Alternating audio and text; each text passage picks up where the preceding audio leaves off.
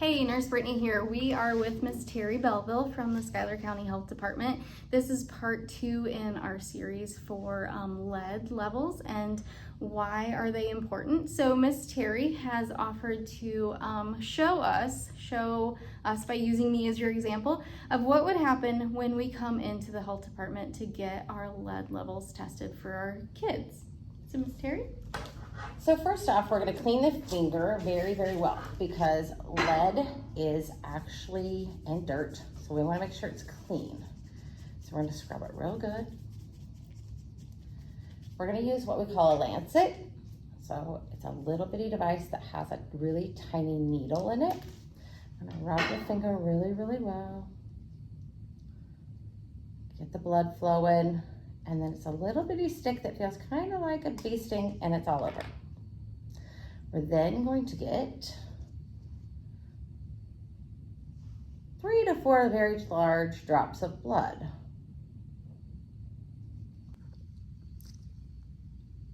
We're then going to transfer those drops of blood into a tube.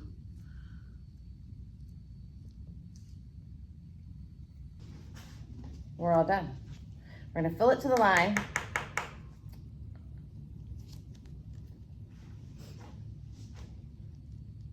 And then we're going to submit it to the state. So in part 1 of this lead series, I said the biggest thing for your child is the scariness of having to be held by someone that's not familiar to them. And then that lancet pricking your finger, it doesn't hurt very much at all, but that sound and that feeling does scare them, and that is what hurts. After that, it's not painful at all. All right, so Miss Teri, after this is sent to the state, what happens from there? So we get a report back that states what our lead levels are. An elevated lead level is 3.5 or higher. At that point, we cannot confirm that your lead level is elevated at 3.5 by just a finger stick. So we have to then do a confirmatory test, which is a venous blood draw. That would require your child to go either to the hospital to have a venous blood draw, or you can come here to the health department and have that done. It's a simple blood draw, one little vial of blood, and we submit it, and then we confirm if it's high or not. And then if it does come back high, where do we go from there? At that point, if it's high, we make contact with the parents and we make an environmental health referral. Then myself and the environmental health inspector will come to the home.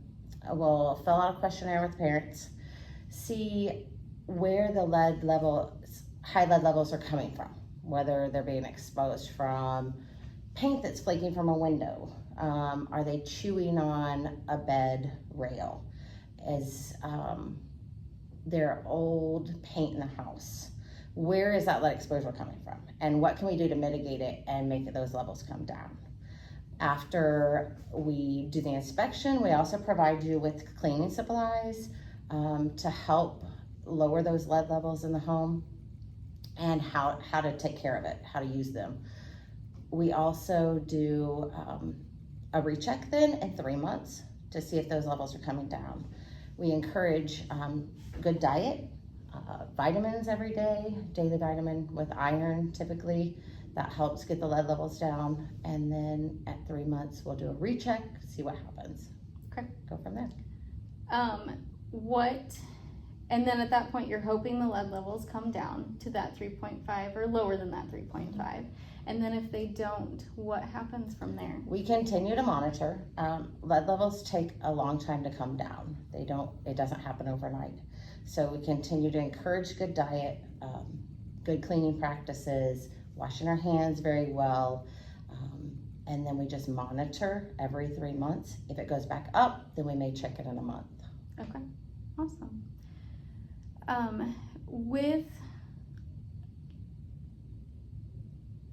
What are some of those things that parents can do to prevent high lead levels? Wet mop. A lot of times we use Swiffer mops in our house, just the wet Swiffer. That doesn't usually get all the dirt out of our house. The lead is carried into dirt. So if you wear your shoes in your house, it's going to carry across. So you need to take your shoes off at the door. You need to vacuum your floors. You need to sweep your floors, and you need to wet mop. Okay.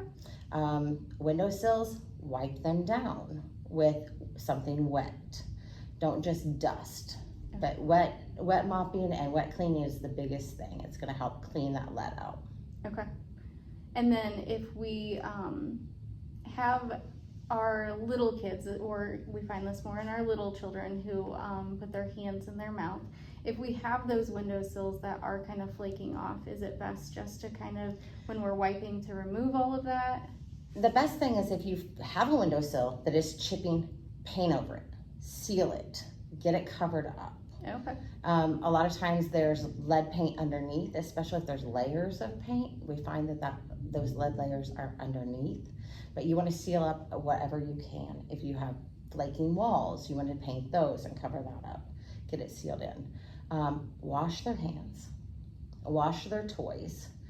The biggest thing is they put everything in their mouth.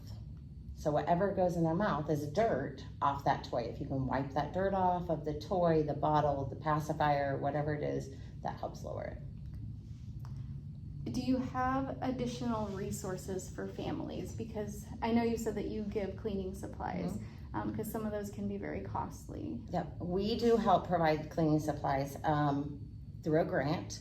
And then we offer Child and Family Connections. We do a referral for any child that is 3.5 and above. We do a referral for them to come in the home, contact the parent, contact the child, help with any social skills, motor function, anything that they may need. We refer them to that agency.